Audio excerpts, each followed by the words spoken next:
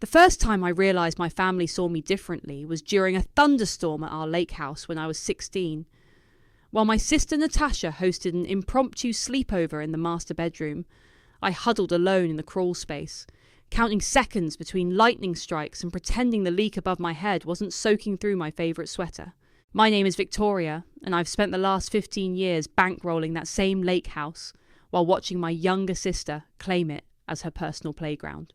I thought about that night as I pulled into the gravel driveway yesterday, toolkit in my passenger seat.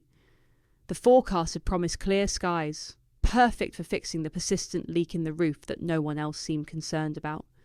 Instead, I found 5 unfamiliar cars parked haphazardly across the lawn and the sound of laughter drifting from the deck. "Vicky!" Natasha's voice carried across the yard, artificially bright. "I didn't know you were coming today." I stepped out of my car, squinting at the gathering. I mentioned it in the family group chat last week. The roof needs work. "Oh, you know I never read those boring maintenance messages."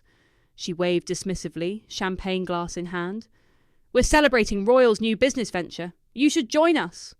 Royal, my brother-in-law of 3 years, had new business ventures about as often as most people change their socks. Each one burned through more of my sister's money than the last. "I'll pass," I said, hefting my toolkit. "The leak won't fix itself." "Victoria!" My mother appeared behind Natasha, her smile strained. "Honey, maybe save the repairs for another day. Natasha's friend Callie brought her new boyfriend and he's in real estate development. You two might hit it off." I bit back a sigh. "Mum, I'm here to work." "Always so serious," Natasha pouted. "This is why you're still single, you know. All work and no play." I headed for the side entrance, but my father intercepted me at the door. "Princess, let's not have construction noise during Natasha's party. She's under enough stress with Royal between jobs." "The roof is literally leaking, Dad." "And it can leak another day." He placed a firm hand on my shoulder. "Your sister needs this. Be reasonable." Be reasonable. It was always be reasonable when it came to Natasha's needs. Be reasonable about letting her use the house for her wedding instead of my friend's baby shower.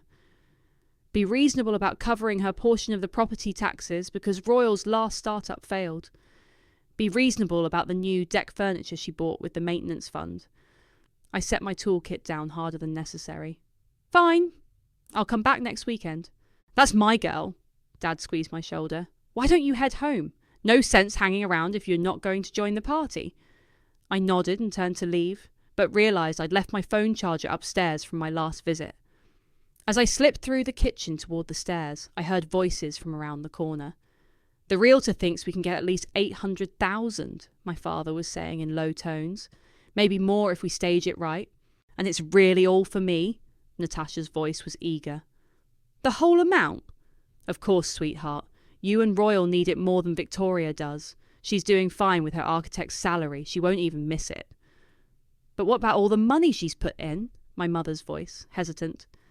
"That was her choice," Dad replied firmly. "We never asked her to contribute so much. Besides, she got use of the place too. Consider it rent." I stood frozen, my hand gripping the door frame so hard my knuckles went white. 15 years of mortgage payments, repairs and taxes, nearly $200,000 of my savings dismissed as rent. For a house I'd used maybe a quarter as much as Natasha. "We'll tell her after the sale goes through," Dad continued. "She'll understand. She always does." I backed away silently, my phone charger forgotten. The party sounds seemed distant now, drowned out by the rushing in my ears. As I walked to my car, I caught a glimpse of Natasha through the window, laughing with her friends in the space I'd helped pay for, just like that night in the thunderstorm. But I wasn't 16 anymore, hiding in the crawl space. And this time, I wasn't going to just understand. I pulled out my phone and scrolled to a contact I hadn't called in months. My cousin London picked up on the 3rd ring. "Hey, stranger," she said warmly. "To what do I owe the pleasure?" "Remember when you said your law firm specialises in property disputes?" My voice was steady, calmer than I felt. "I think I need your help." The next morning, my father called. I watched my phone buzz 3 times before answering. "Victoria, are you all right?" His voice carried that familiar mix of concern and control. "Your mother said you left rather abruptly yesterday." I pressed my coffee mug against my lips, letting the steam warm my face. "I'm fine, Dad. Just remembered a work deadline. Good, good, he paused. Listen, your mother and I want to discuss something important with you. Can you come over for dinner tonight? I knew what was coming. The carefully scripted conversation where they'd present selling the lake house as the only logical choice. Where they'd explain why Natasha deserved the money more than I did. Where I'd be expected to smile and understand, like always. Actually, I can't tonight, but I'm free for lunch. Lunch? He sounded thrown off.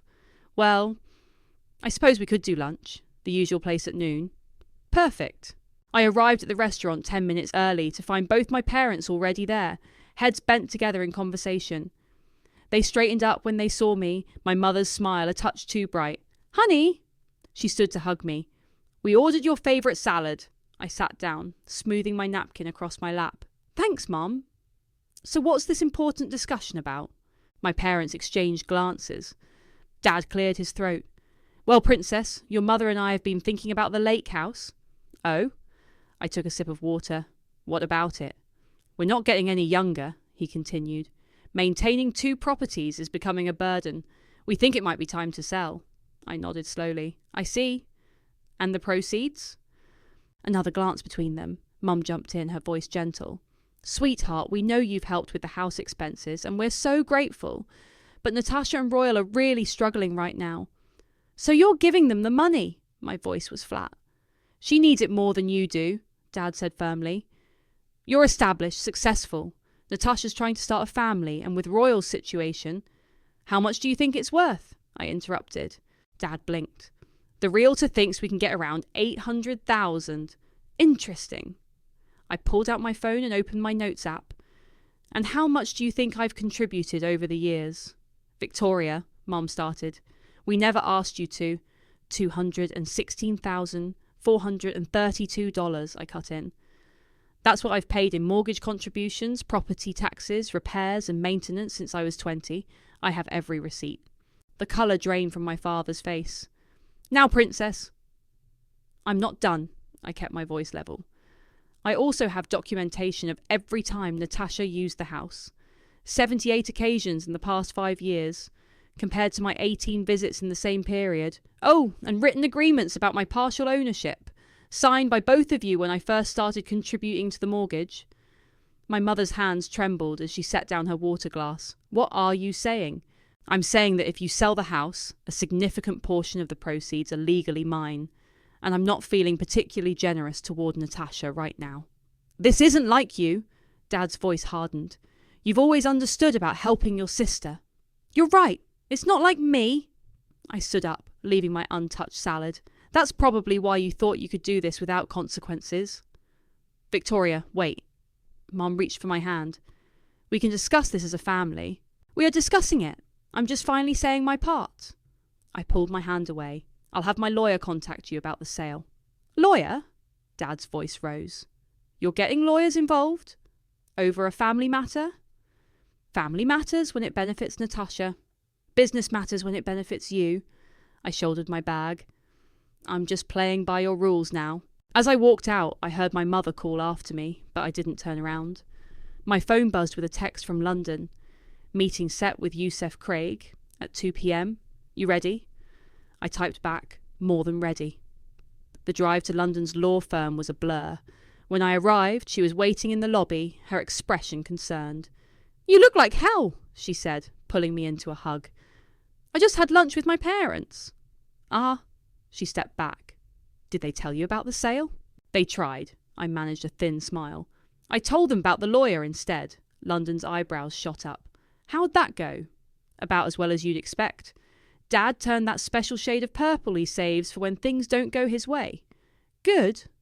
London squeezed my arm. It's about time someone made him that colour. Come on, Youssef is waiting. Let's talk about how we're going to protect what's yours. For the first time since overhearing that conversation at the lake house, I felt something other than anger. Something that felt a lot like hope. Youssef Craig's office looked exactly like what you'd expect from someone who specialised in property disputes. Meticulously organised, with a wall of legal texts and a desk clear except for my stack of documents. This is impressive, he said, flipping through my files. Most clients come to me with a shoebox of receipts. You've given me 15 years of documented payments, dated photographs of improvements, and email threads confirming your ownership stake. Victoria's been preparing for this her whole life, London said, from her perch on the windowsill. She just didn't know it. I shifted in my chair. I like keeping records. You like having proof, Yusuf corrected, looking up. Smart, especially given your family dynamic. He pulled out a particular document, placing it carefully on the desk. This agreement from 2008 is particularly interesting. Your parents explicitly acknowledged your partial ownership in exchange for taking on 30% of the mortgage. Dad wrote that himself, I said. He was so proud of the fair arrangement he'd created. Fair for them, maybe, London snorted. They got a reliable source of payments while Natasha got free reign of the place. Yusuf nodded. Based on these documents, you have a clear legal claim to at least 40% of the property's value, possibly more, given the improvements you've funded. Can they sell without my consent? I asked. They can try. He smiled thinly. But we can file a lien on the property today. That will stop any sale in its tracks until your claim is settled. London leaned forward, and if they try to fight it, they'll lose. Yusuf gestured at my files. Ms. Victoria has done my job for me. Every payment is documented, every agreement signed. Their only defence would be to claim she made these contributions as gifts, which these emails clearly show she didn't. My phone buzzed. Another text from Natasha. Dad says you're being difficult about the house. Call me. I turned the phone face down. How long will this take? I can file the lien this afternoon. They'll be notified within 48 hours. Yusuf pulled out some forms. The real question is, what do you want out of this? I paused, considering. I want them to understand what they've done. That's not a legal outcome, he said gently. I need to know what tangible result you're seeking. Do you want your investment returned? Control of the property? A forced sale with proceeds split according to contribution? London moved to sit beside me. Vic, think carefully. This is your chance to set terms. I thought about all those years of quiet resentment. The crawl space during the storm, the cancelled plans when Natasha needed the house, the way Dad had dismissed my contributions as rent. I want control, I said finally. Either they buy me out at fair market value for my share, or I become majority owner with final say over the property's use and sale. Yusuf made some notes. That's reasonable, given your documented investment. I'll draw up the papers today. They won't have enough to buy you out, London said quietly. Not if they're planning to give everything to Natasha. I know. I met her eyes. That's the point. My phone buzzed again. This time it was my mother. Please call us, sweetheart. We can work this out as a family. Yusuf gathered the documents into a neat pile. One more thing. Once we file this lien, they may try to pressure you directly. No more private conversations about the house. Everything goes through me. They'll try to guilt her, London warned. They'll say she's hurting Natasha, breaking up the family. The family broke itself, I said, standing up. They just didn't expect me to notice. Yusuf extended his hand. I'll call you when the lien is filed. Try to get some rest. The next few days will be intense. Outside his office, London caught my arm. You okay? No. I managed a weak smile, but I will be. Want to get a drink? You look like you could use one. I checked my phone. 6 missed calls now, split between my parents and Natasha. Yes, but not yet. I need to do something first. Back at my apartment, I opened my laptop and pulled up my email. In the drafts folder was a letter I'd started and abandoned dozens of times over the years. I deleted it all and wrote a new one. Dear Mum and Dad, by now you've probably been notified about the legal action. I know you're angry and confused. I know you think I'm being selfish and difficult. But for once, I need you to listen to me. I'm not doing this for money. I'm doing this because for 15 years, I've watched you take my contributions for granted while praising Natasha's smallest efforts. I've stayed quiet while you turned my investment into her playground. I've been reasonable while you were anything but, not anymore. All further communication about the lake house should go through my lawyer. His contact information is below. Victoria. I hit send before I could change my mind, then texted London, now I'm ready for that drink. The open house was Natasha's idea. I knew because the promotional photos on Zillow showed her signature touches. Fresh flowers everywhere, staged furniture in that particular shade of cream she loved, and fairy lights strung across the deck. She always did have a flair for presentation, even if she couldn't be bothered with substance. I hadn't planned to attend, but something drew me there. Maybe it was morbid curiosity, or maybe I just wanted to see their faces. Either way, I parked down the street and walked up just as the realtor, Xander, was starting his spiel to a small group of potential buyers. Built in 1985, this lakefront property has been lovingly maintained. He trailed off when he saw me, clearly recognising me from my father's description of the difficult daughter. "Don't let me interrupt," I said pleasantly, joining the group. "I'm just here to look around, like everyone else." Natasha, who had been hovering nearby in a designer sundress, went pale. "Victoria? What are you doing here?" "Supporting my sister's open house, of course," I smiled. "Isn't that what family does?" She grabbed my arm and pulled me aside. "You need to leave. You're going to ruin everything. Like you ruined my plans every time you decided to use the house without asking." I kept my voice light, aware of the curious glances from potential buyers. "Besides, I have every right to be here. More right than you, actually, given how much of this place I own." "You don't own anything," she hissed. Dad says a lot of things." I gently removed her hand from my arm. "But the legal documents say something else entirely." I rejoined the tour group as Xander led them to the kitchen. "Original hardwood throughout," he was saying, "and the appliances were all updated last year." "By me," I added helpfully. "The previous dishwasher flooded the kitchen. Cost quite a bit to fix." Xander's professional smile flickered. In the living room, my father was chatting with a couple about the view, but he fell silent when he saw me. "Princess," he said stiffly, "this isn't appropriate." "Just admiring all the improvements I've paid for, Dad." I ran my hand along the new window frames. "Remember when we had these installed? $28,000 if I recall correctly. I have the receipt somewhere." The couple exchanged uncomfortable looks. My father's face darkened, but before he could respond, my mother hurried over. "Victoria, sweetheart, please," she whispered. "You're embarrassing yourself." "No, Mum. For once, I'm not the one who should be embarrassed." Xander cleared his throat. "Let's move upstairs to see the bedrooms." "Oh, the master suite is lovely," I said, following the group. "Though the ensuite bathroom needed quite a bit of work after that pipe burst last winter. Thank goodness I had emergency funds set aside, since no one else seemed to." "That's enough!" Natasha's voice cracked through the awkward silence. "You're just jealous because Royal and I are starting a family and need the money more than you do." Several potential buyers were already heading for the door. Xander pulled my father aside, speaking in low, urgent tones. "Starting a family?" I laughed. "Is that what we're calling Royal's fifth failed business venture?" "You bitter, lonely," Natasha started, but Royal grabbed her arm. "Not here," he muttered. "Not with people watching." I turned to the remaining buyers. "Just so you know, this house has a rather complicated ownership situation. You might want to have your lawyers look very carefully at any potential sale agreements." "Victoria!" My father's voice boomed. "Outside now!" I followed him onto the deck where he rounded on me. "What do you think you're doing?" "Being transparent about the property's legal status. Isn't that what you always taught us about business, Dad? Full disclosure. This isn't business, this is family. Funny how it's family when you want something from me, but business when you're planning to sell my investment out from under me."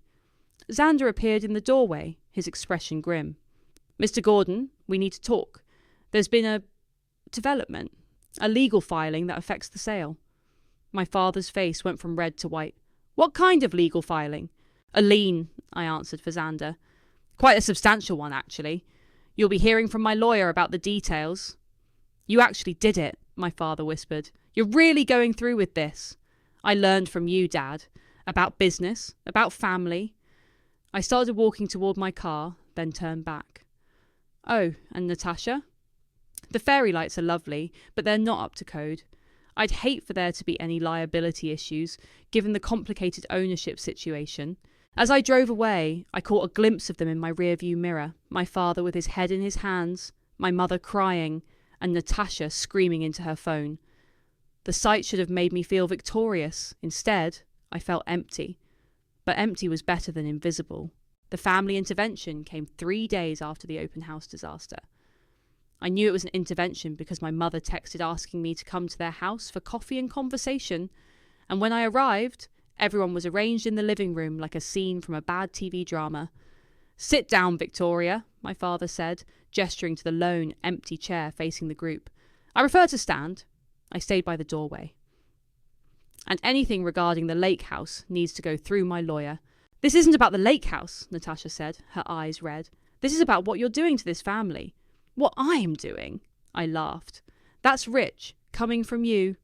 "You're being cruel," my mother cut in. "This isn't like you, sweetheart. No, what's cruel is planning to sell my investment without consulting me. What's cruel is dismissing 15 years of my contributions as rent. What's cruel is—" "It was never your investment," Royal suddenly shouted, jumping up. "You were helping family. That's what family does." I turned to him, ice in my voice. "Funny how in this family, help only flows in one direction. How much have you and Natasha contributed to the lake house, Royal? Besides wear and tear?" "We're trying to start a family," Natasha sobbed. "We need the money for IVF. Don't you want to be an aunt?" "Don't!" I held up my hand. "Don't you dare try to emotionally blackmail me. Not after everything." My father stood, his face tight with anger. "I've had enough of this. Name your price." "Excuse me?" "To drop the lien, to walk away. Name your price." I looked at him, really looked at him, and saw something I'd never noticed before. Fear. He was afraid of losing control. "You still don't get it," I said quietly. "This isn't about money." "Then what is it about?" my mother pleaded. "Help us understand." "It's about respect, recognition. 15 years of being treated like an ATM while Natasha got treated like a princess. It's about all the times I rearranged my life because she needed the house. All the repairs I paid for while she threw parties, all the—" "Oh, grow up!" Natasha sprang to her feet. "You're just jealous because Mom and Dad love me more." The room went deadly quiet. My mother gasped. Even Royal looked uncomfortable. "Natasha," my father warned, but she was on a roll. "It's true. You've always been jealous of me. Perfect, responsible Victoria. So bitter that she can't stand to see me happy. Well, guess what? I am happy. I have a husband, I'm starting a family, I have a life. What do you have? A job and a bunch of receipts?" I felt oddly calm. "I have leverage." "What's that supposed to mean?" Royal demanded. "It means the lake house isn't selling unless I agree. And I won't agree unless I get majority control." "You can't do that," my father said, but his voice wavered. "Actually, she can," came a voice from behind me. London stepped into the room, making everyone jump. "Sorry I'm late. Traffic was terrible." "This is a family matter," my father began. "I am family," London replied coolly. "And I'm also her lawyer's colleague. Speaking of which," she pulled out some papers. "These just came through. The court has confirmed Victoria's lien. The property can't be sold without settling her claim." "How much?" my father demanded. "How much to make this go away?" London smiled. "Victoria's documented contribution plus 15 years of interest comes to approximately $350,000. Or alternatively, she'll accept a 60% ownership stake with full control rights." "That's insane!" Royal shouted. "You can't." "We can and we have." London's voice was steel. "Your choices are simple. Buy her out or sign over control. Either way, Victoria's done being taken advantage of." "This will destroy this family," my mother whispered. "No, Mom." I finally sat down, facing them all. "You did that when you decided my investment meant nothing. When you planned to steal what was rightfully mine and give it to Natasha. Again." "I need that money," Natasha whimpered. "And I needed parents who valued me as much as they valued you." I stood up again. "You have 48 hours to decide. Buy me out or sign over control. After that, my lawyer will pursue additional damages." "Victoria, please," my father started, but I was already walking out. London followed me to my car. "You okay?" "No." I gripped my steering wheel. "But I will be. They'll try to fight it." "Let them." I started the engine. "I've spent my whole life fighting for scraps of attention. At least this time, I'm fighting for something real." As we drove away, I caught a glimpse of Natasha watching from the window, her face twisted with rage and fear. For the first time in my life, I didn't feel guilty about causing that expression. I felt free. The first threat came from Royal. He cornered me outside my office building, his expensive suit wrinkled and his eyes wild. "You're destroying my marriage," he snarled, blocking my path to my car. "Natasha hasn't stopped crying for days." "That's close enough," I said, keeping my distance. "And you're destroying your own marriage by counting on money that was never yours." "We had plans for that money." He took a step forward. "The IVF treatments, a down payment on a house. Plans built on stealing from me." I pulled out my phone. "Back off, Royal, or I'm calling security." "You think you're so much better than us," he spat. "Perfect Victoria with her perfect career. You don't know what it's like to struggle." "Struggle?" I laughed. "I put myself through grad school while paying for your wife's lake house parties. I skipped vacations to cover property taxes while you burned through startups. Don't talk to me about struggle." He moved faster than I expected, grabbing my arm. "You'll drop this, or else..." "Or else what?" London's voice cut through the parking garage. She was standing by her car, phone raised. "I've got the last 30 seconds on video, Royal. Want to finish that threat?" He released me immediately, backing away. "This isn't over." "Actually, it is." London walked over, standing beside me. "Any further harassment, and we'll add a restraining order to the legal proceedings. Now leave." We watched him storm off, his expensive shoes echoing on the concrete. "You okay?" London asked. I rubbed my arm where he'd grabbed me. "I need a drink." At the bar around the corner, London ordered us both doubles. "Royal's getting desperate. Your father called the firm 3 times today trying to negotiate." "What did Yusuf say?" "The same thing we've been saying. Buy you out or sign over control." She sipped her whiskey. "They can't afford the buyout, Vic. Your father admitted as much." "I know." I stared into my glass. "He called me this morning. Offered his retirement fund." "What did you say?" "I told him I don't want his money. I want the house." My phone buzzed. A text from my mother. "Please call me. Just me. We need to talk." London read it over my shoulder. "Don't." I wasn't going to. I turned the phone face down. She's just going to try to guilt me about Natasha's IVF treatments again. "Speaking of Natasha," London nodded toward the door. My sister stood there, looking less polished than I'd ever seen her. Her designer clothes were rumpled, her makeup smeared. "Can we talk?" she asked, approaching our table. "Alone?" "Anything you have to say, you can say in front of London." Natasha sank into a chair, her composure cracking. "Royal lost his job 3 months ago. He's been hiding it from everyone, pretending to go to work, burning through our savings. The lake house money was supposed to fix everything. That sounds like a Royal problem, not a me problem." "He's talking about divorce," she whispered. "Says he can't handle the pressure anymore. Please, Victoria. I can't lose my marriage and my chance at having children." "And I couldn't lose 15 years of my savings," I replied. "But you and Dad were fine with that." "I didn't know." She grabbed my hand across the table. "I swear, I didn't know how much you put into the house. Dad never told me." "But you never asked either, did you?" I pulled my hand away. "You just took and took and took, and assumed I'd keep giving because that's what I've always done." "Tell me how to fix this," she pleaded. "Tell me what you want." "I want what's mine. I want control of the property I've been paying for since I was 20. I want you and Royal to stop acting entitled to my investment." "But what about your needs?" I cut her off. "For once in your life, Natasha, your needs aren't more important than mine." She started to cry, mascara running down her cheeks. "You're my sister. You're supposed to help me. I did help you. For 15 years, I helped you. Now I'm helping myself." London cleared her throat. "Natasha, if you're here to negotiate, it needs to go through proper channels." "I'm here to beg." Natasha's voice broke. "Please, Victoria, don't do this." I stood up, throwing some cash on the table. "It's already done. Tell Dad he has 24 hours left to decide. After that, we do this the hard way." As we left, I heard Natasha's sobs behind us. London squeezed my arm. "You're doing the right thing," she said. "Then why does it feel so awful?" "Because you're a good person who's finally standing up to bad treatment." She smiled sadly.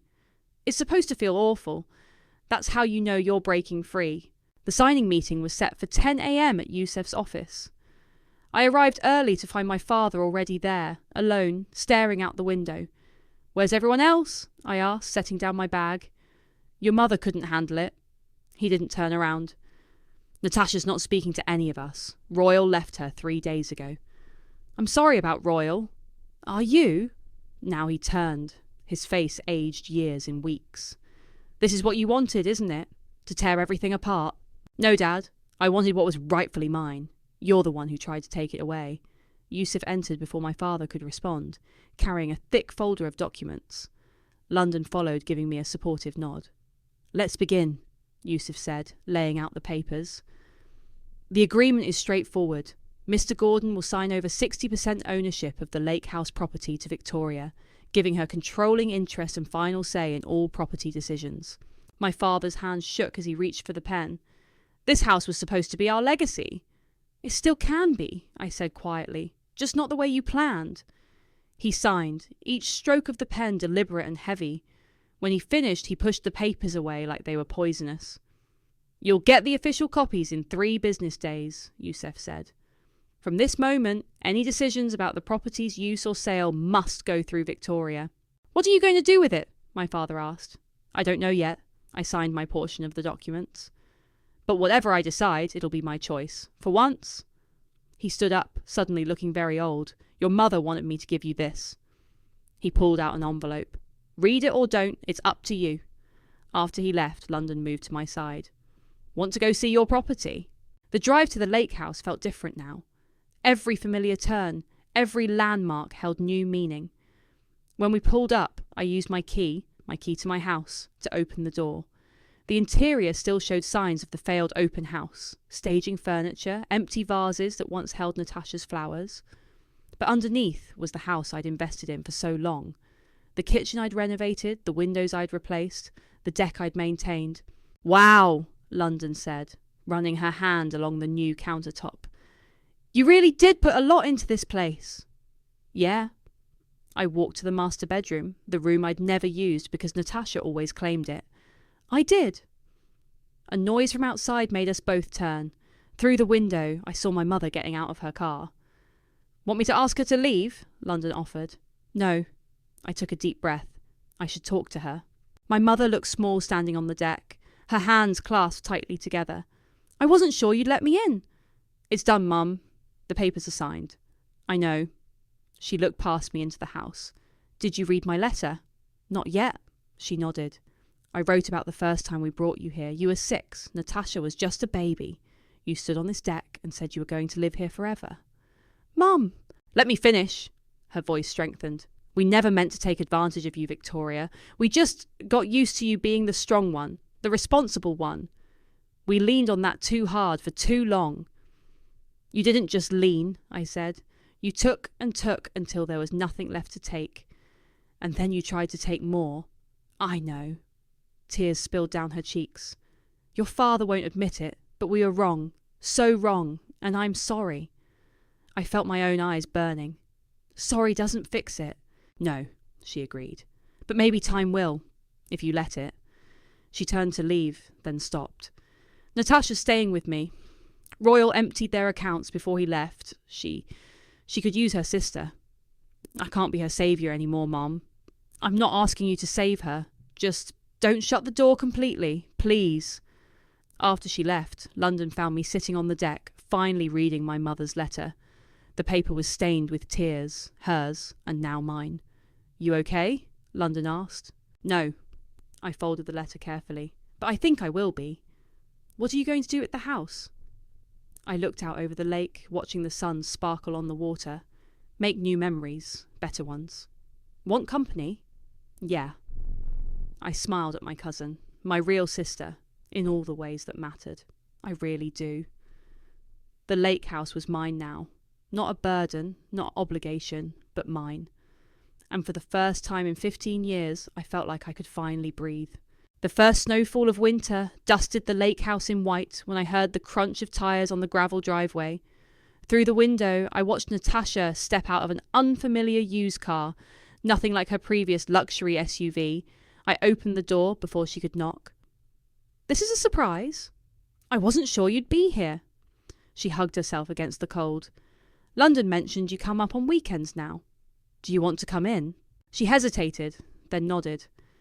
Inside, she looked around at the changes, the walls I'd repainted, the new furniture, the family photos replaced with abstract art. It looks different, she said quietly. That's the point. I gestured to the kitchen. Coffee? While I made coffee, Natasha sat at the counter, her fingers tracing patterns on the marble surface. She looked thinner, less polished, but somehow more real than I'd ever seen her. Royal filed for divorce, she said finally. The papers came yesterday. I heard. I placed a mug in front of her. Mum told me about the accounts. Did she tell you I'm working as a receptionist now? Natasha laughed bitterly. Me, answering phones for $8 an hour? It's honest work. Yeah. She wrapped her hands around the mug. That's what Mum said too. Dad just keeps saying he'll fix everything like always, but he can't, can he? No, I said gently. He can't. I've been seeing a therapist. She looked up at me. She says I have a lot to unpack about family dynamics and enabling behaviour. That's good, Natasha. She also says I need to make amends. Real ones, not just apologies. She reached into her bag and pulled out an envelope. So, I brought this. Inside was a cheque for $12,000. What's this? My savings, all of it. Her voice shook. It's not much compared to what you put into this place, but it's everything I have. I want to start paying you back. I stared at the cheque. I can't take this. Please.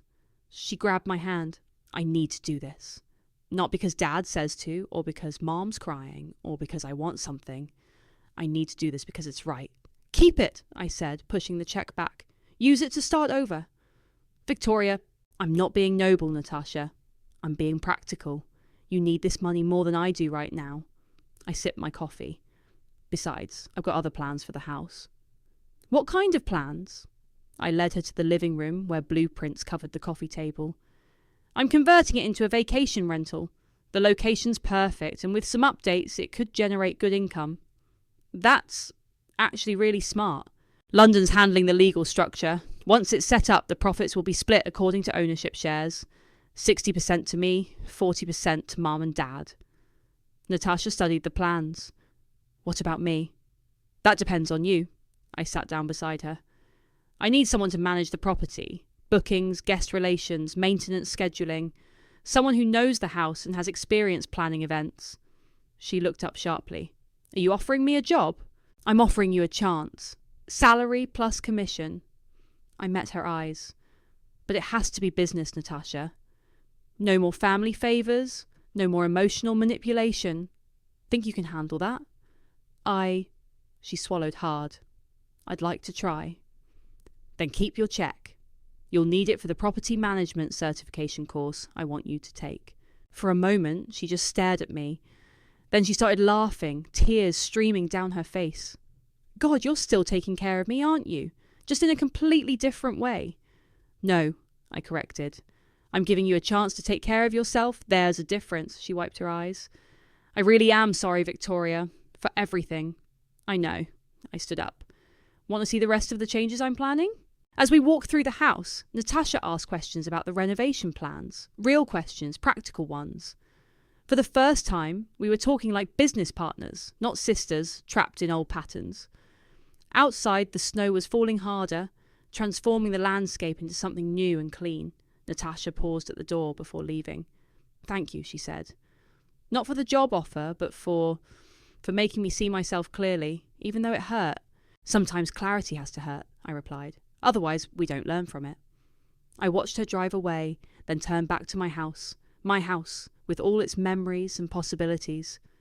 The past couldn't be changed, but the future was unwritten. And for once, both Natasha and I were holding our own pens.